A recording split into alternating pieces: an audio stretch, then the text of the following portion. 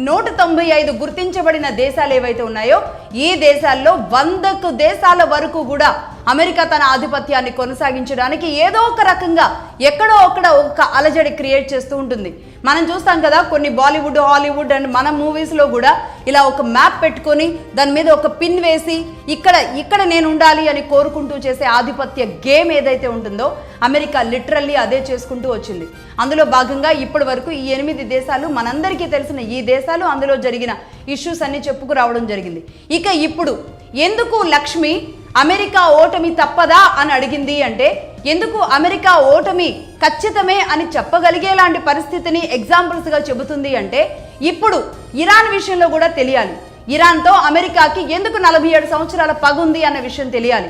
ఈ 47 సంవత్సరాల పగ గురించి తెలియాలి అంటే క్రీస్తు శకం 6-7 శతాబ్దానికి వెళ్ళాలి. అక్కడి నుంచి మొదలవ్వాలి ఈ సమస్య. అసలు ఎలా ఉండేది ఇరాన్ అది తెలుసుకోవాలి. ఇరాన్ క్రీస్తు శకం 6-7 శతాబ్దంలో పర్షియన్ కంట్రీ.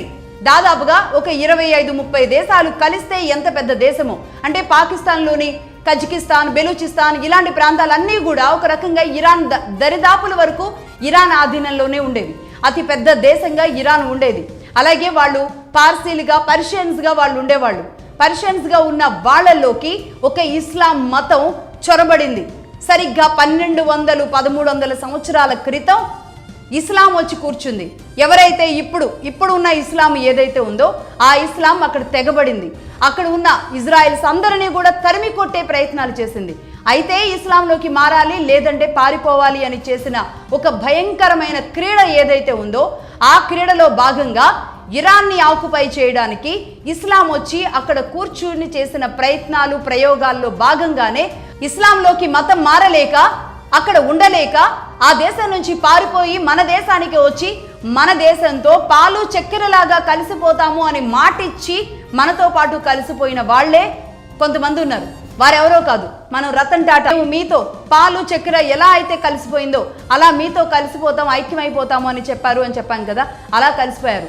వాళ్లే టాటాలు, మిస్త్రీలు, సైరెన్లు, పూనావాలాలు, హోమీ జహంగీర్ బాబా, అలాగే దాదాబాయి నౌరోజీ లాంటి వాళ్ళందరూ కూడా ఈనాటికి మన దేశం ఒక అగ్రస్థానంలో ఉండడానికి ఒక వ్యవస్థల్ని, కంపెనీల్ని నిర్వహిస్తూ ఈరోజు దేశానికి ఆర్థికంగా ఒక వెన్నెముకల్లాగా మనతో కలిసిపోయి మన దేశంలో భాగంగా ఉన్నవారు వీరంతా. అంటే ఇరాన్ నుంచి వచ్చిన వాళ్లే వీళ్ళంతా. అలా టాటాలు, మిస్రీలు, జౌరాస్ట్రియన్లు, సైరస్లు, పూనావాలాలు వీరందరూ కూడా భారతదేశానికి వచ్చి తలదాచుకుని మనతో కలిసిపోయారు. ఇది ఒక విషయం.